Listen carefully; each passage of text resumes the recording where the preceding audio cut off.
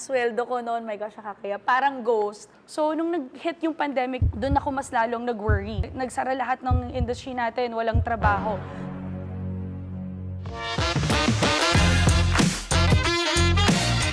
Ang mga Pinoy ay madiskarte. We're known to be resilient, and we all strive for a better future. Pero pag pera ang usapan, madalas tahimik na lang. Pero bakit kailangan ganun kung marami naman tayong pwedeng matutunan sa isa't isa? Wealth can mean many things. For some, it's peace of mind. For others, it's time, freedom, or legacy. But one thing's for sure, everyone deserves a shot at creating their own definition of wealth. You could do it alone, but you don't have to. Tara, bonding tayo ngayon. Dito, we will share with you a wealth of stories from our guests who've made bold moves to everyone like you who's just getting started. This is where real journeys meet real lessons. Samantalang maraming Pilipinong nagsasabi, saka na lang ako mag-i-invest. Tito Boy, pag may extra. Pero ang tanong, kailan nga ba nagkaka-extra? Kailan nga bang nagkakaroon tayo ng sobra-sobra? Habang hinihintay natin ang perfect time, tumataas ang bilihin, lumalaki ang gastos, at tumatanda tayo ng walang ipon. Pero today, kasama natin ang isang actress, host, entrepreneur, at certified TikTok seller na hindi naghintay. She made a smart move. Let's welcome Dianne Medina. Hi, Dianne. Hi, Tito Boy. Hello, mga kabonding. Hello. Maraming salamat at you found time to be with us today. Dianne, kilala ka sa TV, hosting, acting, and now as a mom and entrepreneur, as a wife to our friend Rojun. Pero paano nagsimula ang financial journey mo? So, I came from the entertainment industry as a TV actress, host. So, alam naman natin, Tito Boy, in that industry, it's very, very unstable. Lahat unstable, and the competition inside is really cutthroat. So, during that time, I was always cast as kaibigan ng bida or kontrabida, friend. So, na-realize ko noon, ang stable nung trabaho kung nasan ako. I even lost my mom at a very young age. So, during that time, I knew I had to work harder, I had to invest and, you know, save more. So, doon ko na-realize yung importance na kailangan mo talaga nag-iipon, lalo na sa industry natin, because it's a project-basis kind of work. Hindi palaging may trabaho. Minsan meron, minsan wala. Sabi ko nga, cutthroat competition, magugulat ka na lang, marami na ng bago, hindi ka na nabibigyan ng project. And I'm not getting any younger. So, I need to have a fallback. So, nung nag-hit yung pandemic, Tito Boy, doon ako mas lalong nag-worry. Kasi mas wala eh. Nagsara lahat ng industry natin, walang trabaho. So, a lot of moms were actually messaging me, asking me if I can help them. So, doon nag-start, Tito Boy. Inisa-isa ko sila, miniting ko sila. Okay, sige, paano ba ako makakatulong sa inyo? So, it's a win-win situation kasi I don't need to shell out capital, money. So, kinuha ko lang yung mga products nila. So, I maximize my platform, my followers. Binenta ko isa-isa yung mga products nila. We sold millions during the pandemic by just, you know, selling their products nang walang nilalabas na capital. Imagine, Tito Boy, I was selling masks. I was only earning 20 pesos. But for me, it doesn't matter how small it is. As long as I started, I took action. Kasi for me, little income is so much better than nothing at all. Okay, 20 pesos, but there's a point that you earned 10 million in 3 hours. In live selling. In live selling. Yes. Pero napakaganda nun eh, kasi community effort pa, di ba? Yes. I like the idea of engaging. Halimbawa, yung mga moms na pumunta sa'yo. And paulit-ulit ho namin sinasabi, nasa celebrity business, in the entertainment business, totoo yan, napaka-uncertain. Kasi there is this perception that, uy, buti pa ang laki-laki ng mga kita nyo because nga of how the business is presented. Correct. Pero napaka-uncertain dahil may pelikula ka ngayon. When is the next film? Yes. Alam niyo ho ba na pag gumagawa ho kayo ng teleserye, hindi ka naman pwedeng i-cast sa next teleserye. Kasi naaalala ho yung character niyo. Correct. And the competition that you talked about, totoo ho yun. One day you wake up and you say, ang dami na nila. Kaya there is a discussion very often about ano ba, talent or pakikisama. Minsan, alam mo, Randall, sa aming negosyo, kailangan marunong ka makisama.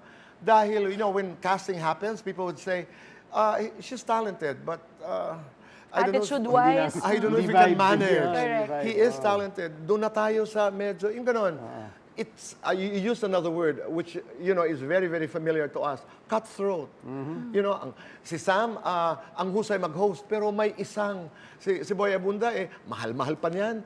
Di ba? So we don't know what's gonna happen. So pinapaliwanag ko lamang kung bakit madalas naming nasasabi na napaka-uncertain ng ating trabaho. We're not complaining. We're blessed with a business that entertains people and has given us good lives, but It's the way it is. medyo hindi madali ho. But anyway, mula sa pag-aartista hanggang online selling, ngayon investor, kumusta yung journey na yon? Kasi Tito Boy, for me, investing is really important because you want to be able to let your money work for you. Kasi nga sabi ko nga, you're not getting any younger, mas maraming mga bata sa'yo, and hindi ka forever malakas. Isang mali lang, let's say for example, magkaroon ka lang ng health problem, it will totally deplete your account. Like what happened with my mom, she was diagnosed with breast cancer. So nakita ko kung paano yung nangyari sa mommy ko. So parang in a way na trauma ako, tapos parang sinabi ko sa sarili ko na, okay, I will work hard, I will save, and I will invest wisely. So ngayon, investor ako, sabi ko nga, dahil kahit malaki yung kita mo, kailangan mag-isip ka long term. Lalo na ngayon, Tito Boy, I have family, I have 2 kids. So mas important na dapat I'm securing and building their future ngayon pa lang through investment. Dito pumapasok yung bonds on PDAX. Correct. Di ba? I was with your husband the other day, and it also helps, and this comes from the bottom of my heart, it also helps that you have somebody who totally trusts you, who totally supports you, and you are a team together. Ngayon ko lang, pinakikinggan kita, sabi ko, because I had a short conversation with Rojun, it's gonna work. Kasi you're aligned eh. Ang ganda. Pero ngayon na nanay ka na, mami ka na, paano nagbago ang priorities mo financially? Oh, Tito Boy, totally talaga. 360 Talagang sobra. degrees. Yes, because before, I used to shop, magpupunta ako ng restaurants every day, I would eat out, I would go out with my friends, kung ano gagawin ko. But now, syempre, you're thinking of your family already. You need to secure their future. Nandyan yung education funds for them. You need also to secure their health care. So maraming mga factors ang kailangan kong i-consider.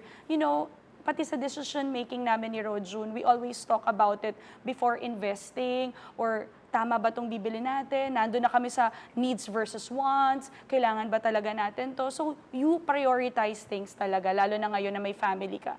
You know what I'm hearing from you? Ito yung madalas nating naririnig sa iba.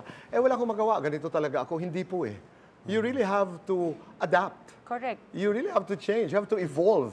Kasi hindi naman laging, sabi natin, hindi naman laging Pasko. Hindi naman laging fiesta. So, kailangan resilient, ika nga tayo. Hindi excuse ang pagiging busy, Dianne. Yes. Because some people would say, I'm too busy for that.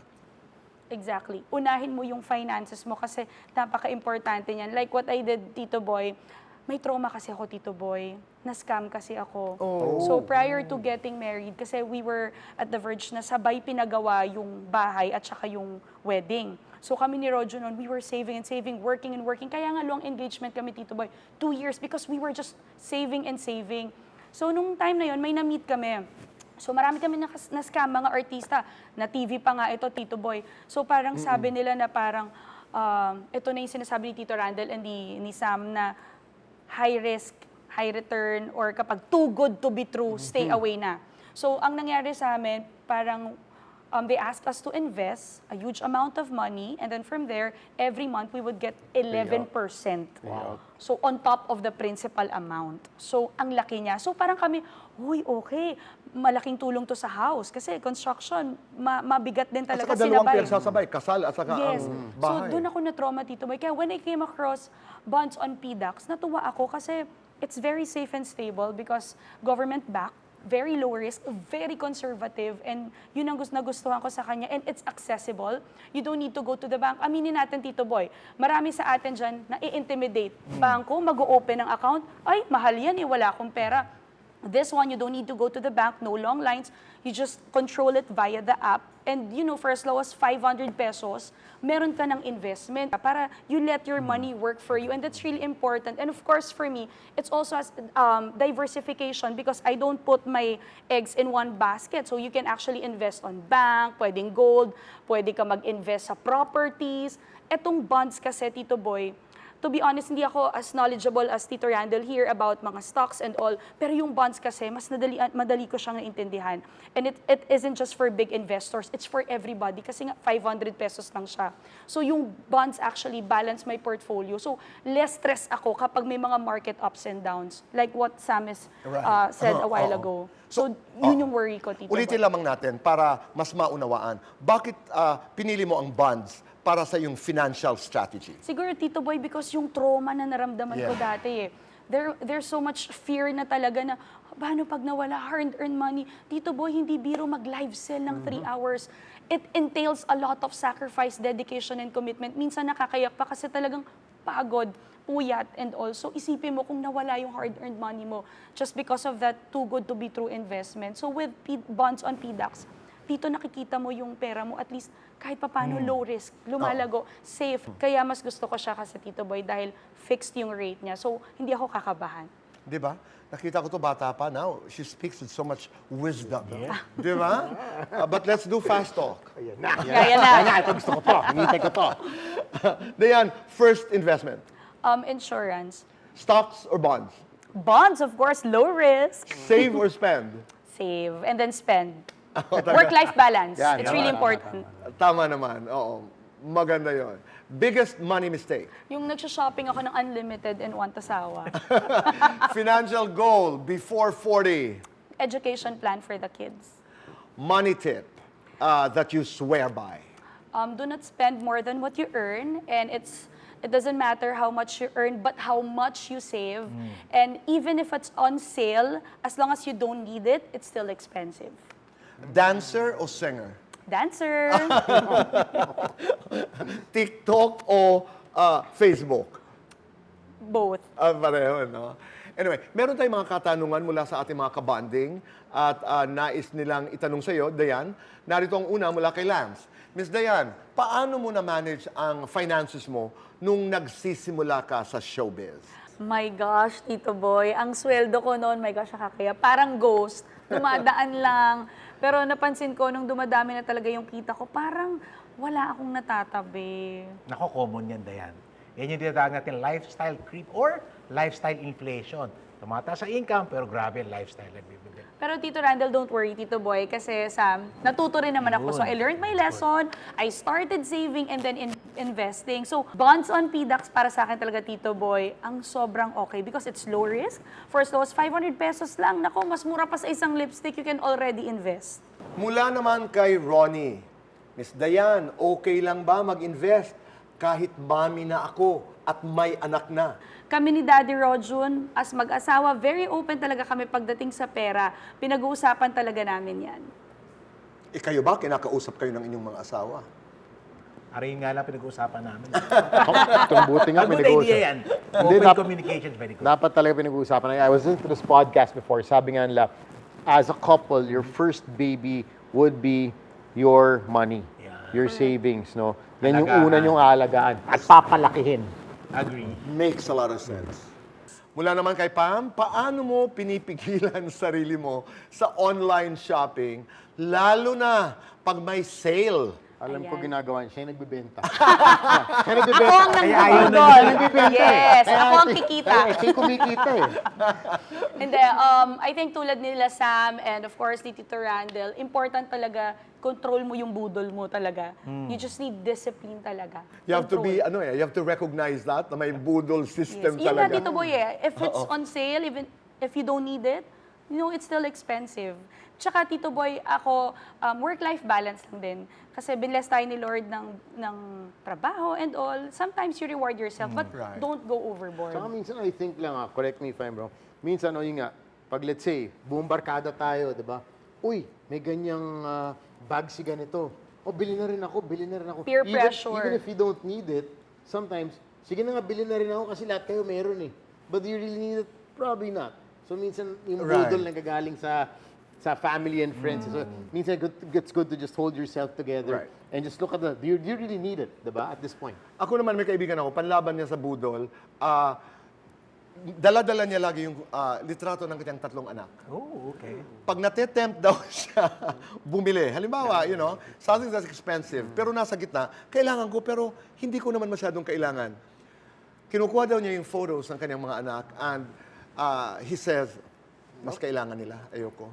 Ako, Di ba? may sagot ako dyan. ano? Yung wife ko sabi niya, gusto ko pipilitin ko. Sabi niya, practice what you preach. Wala. Tama naman. Tama naman.